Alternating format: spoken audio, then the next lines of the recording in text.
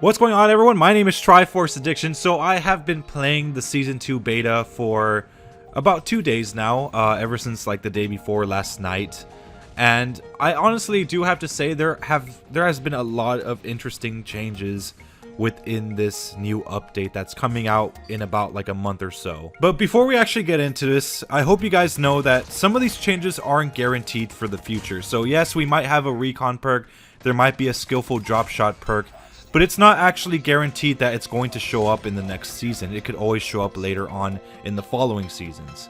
So do keep that in mind, because remember, like, they had overkill like in one of those betas, but it never came out. So just like I said, keep that in mind. And also about most of the features, I am going to go into depth with them in like separate videos, but as of right now, I just want to talk about my first impressions of this overall like beta. So luckily, I was one of the 10,000 people that are allowed to be on this beta. I actually did not know that. I think I just got lucky because during the time that I downloaded, the Android links were broken, so people were not going to be able to get in if they had an Android device.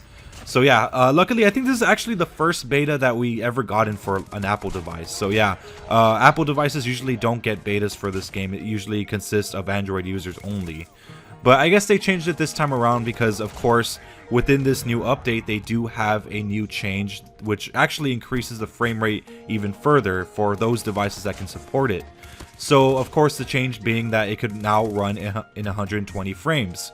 So, only a few devices on the Apple side can actually do that. I'm sure there's a lot of Android devices that can do the same. Of course, notably, the ones that are able to do it are the iPad Pros. So based on the rumors I've seen, I do know that the 120Hz phones are going to be released on the Apple side a little bit later, you know, the iPhone 13 or the iPhone 14. So we still have a ways off before we get that actual support. I didn't actually check thoroughly if the iPhone 12 was able to handle it. I'm hoping that it is, but, you know, we can never be too sure. But transitioning from like the 60 frames to the 120 frames is actually a huge change, because it was pretty unexpected how much it would actually change the way the game feels. First of all, the sensitivity changes dramatically. So if you're a person that had the max settings, or like the max sensitivity settings like on your device before this update, if you do that now, the sensitivity is going to be a whole lot higher. So you're going to have to decrease it at least halfway. That's the way I had to do it. So like I had it like at 200 for horizontal, like for the horizontal settings. And like it was just moving like crazy, like if I had like a keyboard and mouse or something like that. But then like when I reduced it to half, it pretty much went back to how it should be. So yeah, having the 120 frames mode is definitely a change. I do recommend lowering your sensitivity because it does speed up quite a bit. And for those of you guys who were disappointed that the controller's sensitivity was a little bit too slow, well, now you could adjust it a little bit higher than you wanted. So yeah, for all of you guys that complained about that, there it is for you. So anyways, let's get out of the section of the 120Hz for a second, and let's actually talk about the maps, because they are actually pretty good. And most of these maps actually originated from Modern Warfare 2019, that of course being Shoot House and Shipment Modern Warfare. So when it comes to Shoot House and Shipment, I do have to say it plays way better than it did in Modern Warfare. A lot of people complained in Modern Warfare that Shipment was just way too chaotic, where people were just spawning behind you, in front of you, on the side, on top of you, under you, like stuff like that. Like it was just almost unplayable for me. I've actually played that map, and honestly, it was hell. Like every second that you spawn in, you just get shot and killed, only to spawn again and just have it rinse and repeat.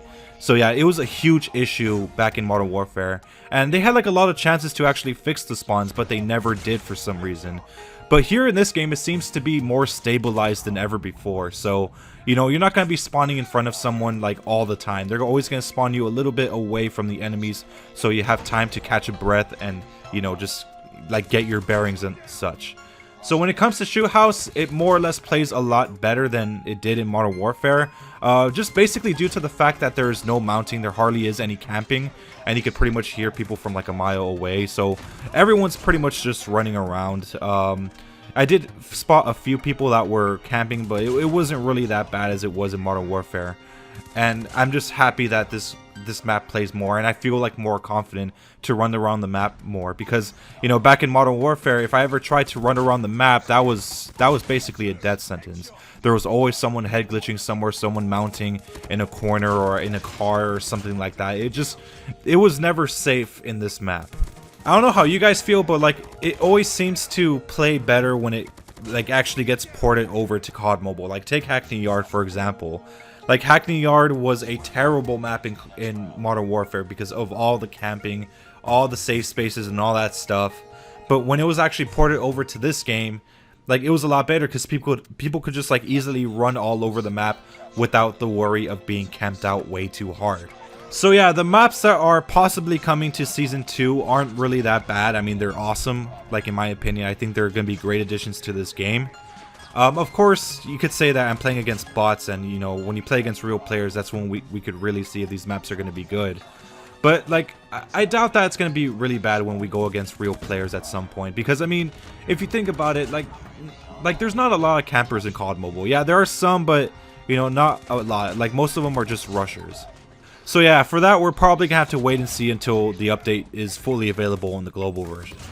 So now let's talk about the perks. So a lot of people have been complaining about, as like specifically one perk, the recon perk. Not a lot of people have complained about. Yes, they're worried, but not like that crazy worried. And you know, I'm using the recon perk right here. It doesn't seem to be much of a big deal, especially since it like only pings a very small amount of the map. It's not like it pings the entire thing. But the perk that everyone's complaining about is Skillful Drop Shot. So what the Skillful Drop Shot entails, it basically allows you to ADS like on the way going down to prone. So a lot of people have an issue with this because they were able to do this without the perk before. So basically in short terms, the drop shot has been nerfed.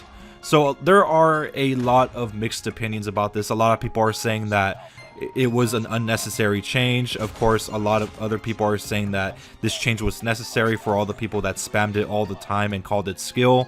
So yeah, there has been quite a bit of controversy when it comes to this perk.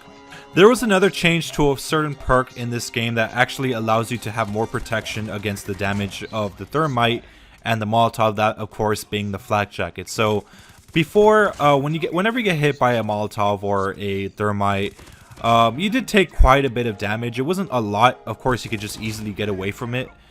But now with this flak jacket perk, you should be expected to take a lot less damage compared to before.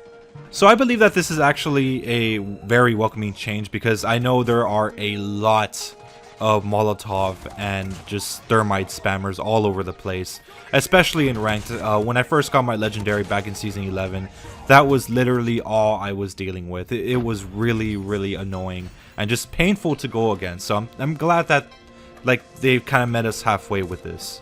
So there are a few changes as well, like when it comes to movement. So first of all, the biggest one is probably besides just the drop shotting is the fact that you can't really ADS while sliding anymore. Your accuracy gets like reduced significantly if you do that. And also your screen shakes whenever you shoot, but it doesn't affect your recoil or anything. And I'm not sure if that's just because of the 120 frames, but yeah, that's a significant change as well. But anyways, I hope you guys enjoyed. I will see you guys next time and talk about the rest of the changes, like, you know, when it comes to my opinions on the perks and just everything else. So anyways, I'll see you guys next time. My name is Triforce Addiction. I hope you guys have a wonderful day. Thank you.